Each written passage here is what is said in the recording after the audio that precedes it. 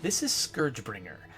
It just went on sale, so that's why I picked it up right now. It's still in early access. Sometimes I avoid early access games so that I can experience the full game when it releases, but this is kind of like Dead Cells. It's a roguelike, which means the early experience can actually be kind of a complete experience.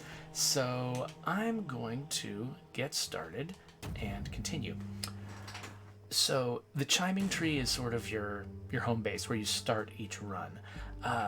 This game reminds me a lot of actually one of my favorite games, which is Dishwasher Vampire Smile.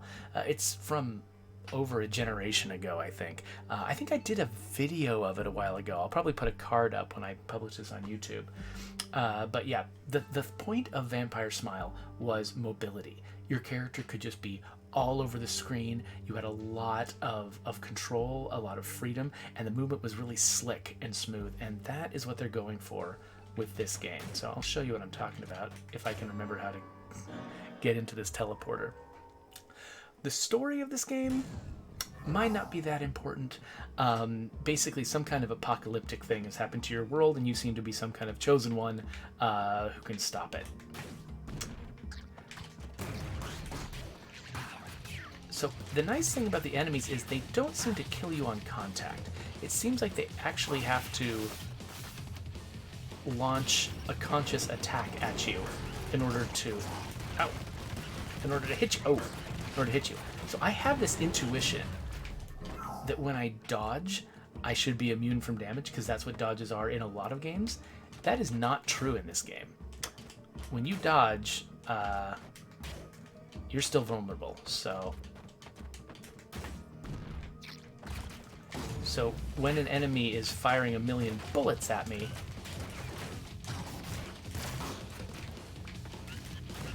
I can't just dodge straight at them in order to survive. Ooh, reveal the map? Cool. I know where stuff is now.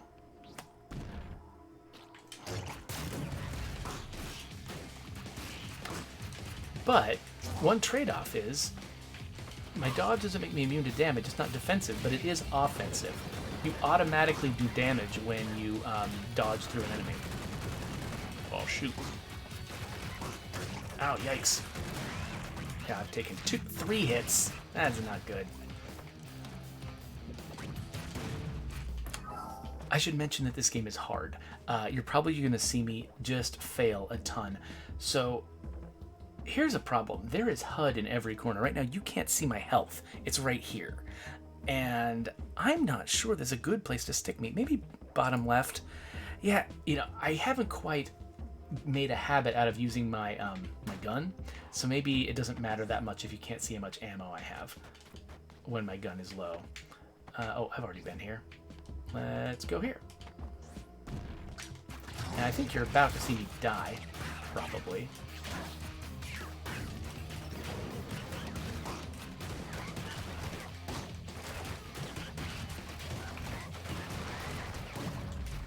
Whoa, how did I live? I don't even know what that was. Okay, so a quick rundown of my abilities. I can jump twice. I can also dash twice. Oh, twice? More than twice? Oh, I can dash infinite numbers of times. Well, that's neat. I thought it was only twice. Okay, I've also got this Y button attack, which I think it doesn't do any damage. It just knocks enemies silly. And so you can use that to, like, if an enemy is about to fire at you, you can use that to delay their firing. So usually, basically, you almost want your brain to go into bullet time when you're playing this, because you have to just do a million things at once, because the enemies, they're gonna turn the screen into like a bullet hell game, and they're gonna fill it with projectiles unless you get ahead of them and knock them silly and don't let them get a shot off. So it looks like there's some kind of, on the map, it looks like there's some kind of special thing in the room to the right. Oh, it's like a teleporter? Is that what that is? Oh, I'm probably going to die somewhere right now. Oh no, this is some kind of upgrade machine.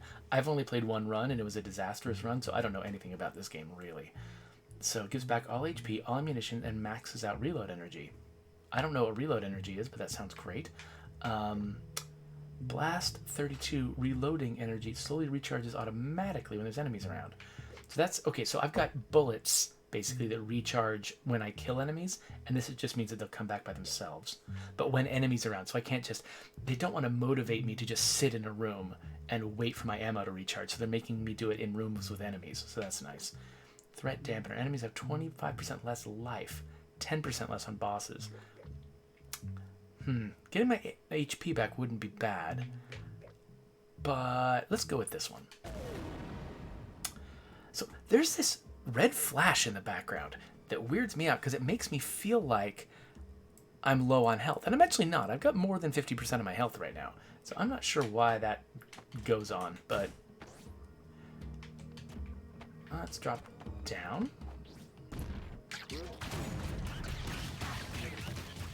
Oh, yikes. Okay. So it looks like I lost 2 health already. So you see, I just knocked out the big guy with my, with my Y button move so that he wouldn't fire his giant machine gun at me. So that's why I survived that at all, though I'm probably going to die pretty soon.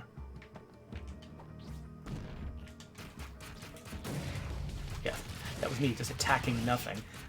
If I'd done a better job of that, I might have not taken that hit, but whatever. Whew. So whenever you beat one of these battles, you do feel like an incredible badass because it all happens so fast. It feels like a miracle you survived.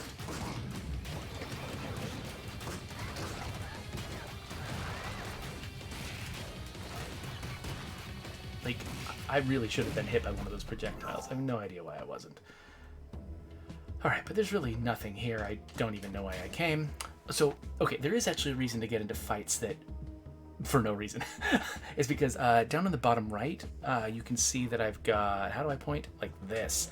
Over the bottom right, that 193, that's the currency. I think it's monster blood. I think that's my currency. So I've got 193. That actually might buy me something nice if I manage to survive on my way to a store. Oh, hello. Well, how did I manage to not get hit? Oh, that guy was firing. Ah, yikes. Okay. I left that guy alone too long after hitting him with the Y button attack, so he did get his machine gun shot off right as I was approaching him. But at least I was defeated by an alpha devil. Usually I'm defeated by a peon of some kind, and it's humiliating. So this is just a summary of what I've accomplished. These stats here, I'm not even sure. Like, I guess maybe this is accounting for upgrades that I could get along the way that I've never gotten. So I've never seen these numbers be anything but 0. But I'm new to this game. So, yeah, so Burnt Toast Pete says, this feels very Dead Cells, and I agree. I think the reason why I grabbed this game, even though it was in early access, was because it reminds me of Dead Cells, and I enjoyed Dead Cells so much in early access that I felt hopeful about this being good. So there is this currency. You see over there, there's this currency that looks like an eyeball. I've had one of them before. I don't know where I got it. And I spent it on this thing that gives me oak skin, 1 more permanent max HP. So I think that means that I started with 7 hit points, and now I've got 8. I'm assuming that as I unlock these, they'll all accumulate, and I'll just become generally more powerful. So it's one of those roguelikes. It's kind of like, it's not like Dead Cells where it really starts you at 0 every time. It's more like Rogue Legacy where you do upgrade yourself over time. That seems like, I don't know, the upgrade slope seems like maybe it's a little shallower than Rogue Legacy. Rogue Legacy, you going from 0 to 100%, you change a lot, you grow a lot. And this one, it looks like you've got less on the upgrade tree. What's this guy? Here, it looks like I just stumbled on the most exhausted fated. Well, it's not like you're the only fated around by now. Ha ha ha. I'm Peppy. I work for your favorite shady person, Greed. Greed is the name of the merchant. Or maybe working against sounds more accurate. I smuggle items from him. I'm not quite into his hoarding attitude, and his laugh gives me the creep. The creep? I have a feeling that one day he's going to become the villain of the story. You know, like in those spy movies where the arrogant lad reveals himself as the bad guy. What a plot twist that would be. Anyway, here's a bunch of the latest stuff I've snuck out, free of charge. I just wish you success where we failed. Okay, this is an interesting decision. So it looks like this is like my third run, and so, and you know, you die. You can die pretty fast in this game if you don't know what you're doing. So it looks like they're giving me a preview of what it can be like to play in the late game. Okay, so look, my ammo up there. Ow. Okay, so I hurt my shoulder last night by sleeping, which is what you do in your 40s apparently. It looks like my ammo got a lot more intense. Oh, hey, I can fire with the... Oh, weird. Okay, so I didn't realize I could fire with the right stick. That's pretty cool. So I thought I could only fire with the trigger, but apparently I can also fire with the right stick. Well, that makes it feel like a twin stick shooter, which, you know, I like those. Maybe I'll use the bullets more often if I know they'll do that.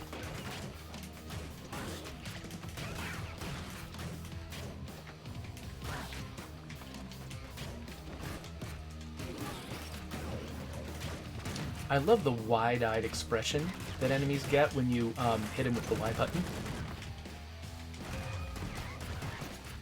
Like, that's sort of the universal language this game uses to tell you when an enemy is stunned. They just go like that, and it's just every enemy, no matter what their eyes look like, apparently.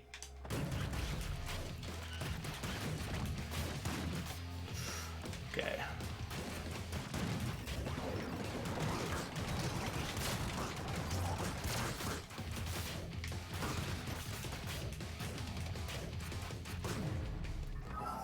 Well, so far, this has gone very well for me.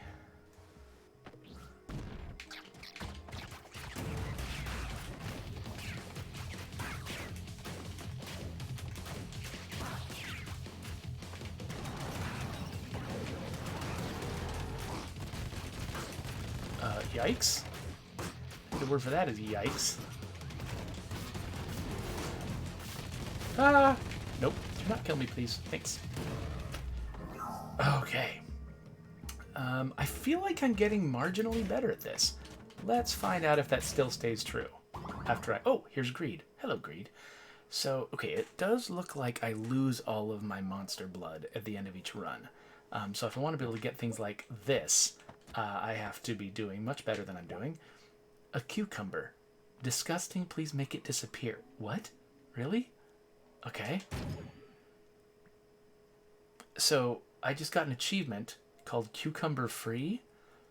Did I just rescue Greed from a cucumber, and that's like I got an achievement for that? What is up with that? Okay, I don't know. So Awesome Twitch Dude is in here. He's asking me State of Decay 2 questions because that is what happens on my stream. And he's asking if there's going to be any horses in the next update because I was teasing that it might be Western themed. I'll just tell you right now, no, there's not going to be horses. You are being a silly person.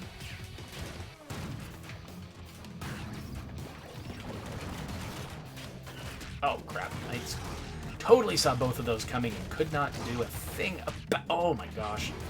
Okay, well, I was doing well until now. Now I suddenly suck. Oh.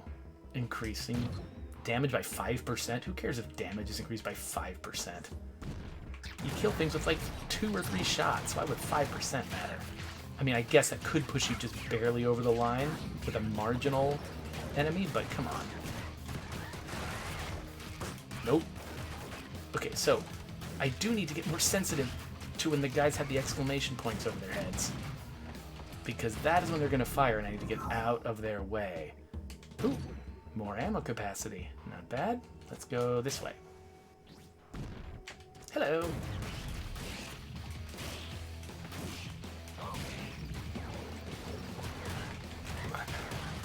So I almost didn't get this game because watching videos of it, it's so fast and everything just moves so crazily. I was like, there's no way I'll be able to play this. But what the? Oh, okay. Hi. Nope. I need to really stop just being right in front of his projectiles.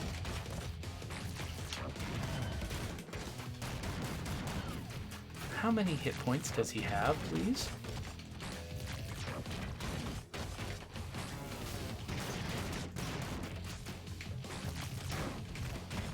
Oh, gosh. Okay. There. Hit him with the Y button is what you want to do, then hit him a million times. Whew, okay. So reload speed goes up. Seismic activity detected. Disposing of this threat might have unblocked an exit. Okay, so was that the boss of this level? And also, can I stand on these when there's no enemies around? Okay, good. Alright, I'm down. I still got more than 50% of my health. This might not be a complete disaster. Alright, so now I've got to find the exit, I guess? Hi there.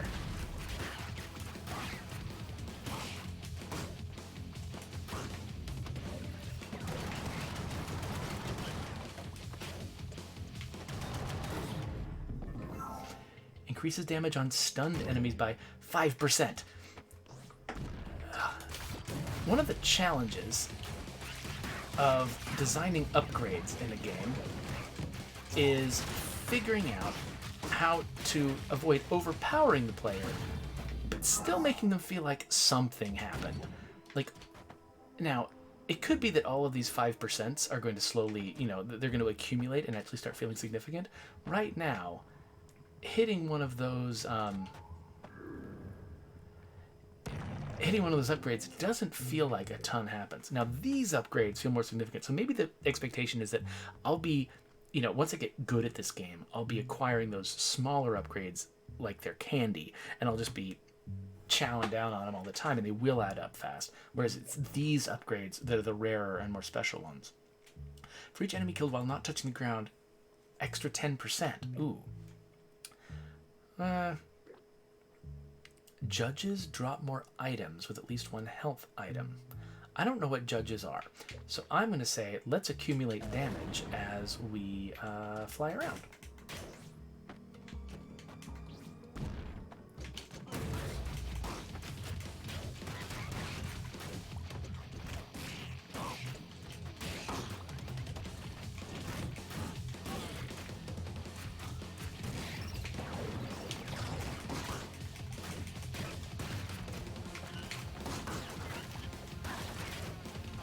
Actually managed to intentionally avoid some attacks. That's crazy.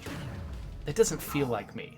Like, I feel like that might have been out of character for me to avoid some attacks instead of just charging straight into them.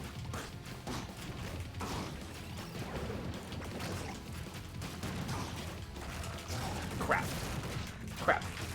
Oh, crap. I'm not doing well at that. Okay. You come here.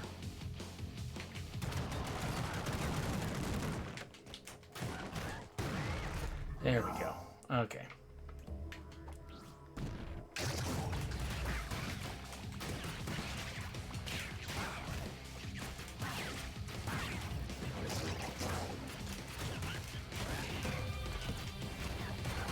Oh, didn't see that guy in the upper right corner. Okay. Down to 3. I wonder if I get a chance to heal if I... Oh, is this the exit? Okay, I'm taking the exit. Even though I could probably get... Wait. No. What? Dang it. I thought the other guy was the boss. I've already taken 2 hits. I don't even know how to... Okay.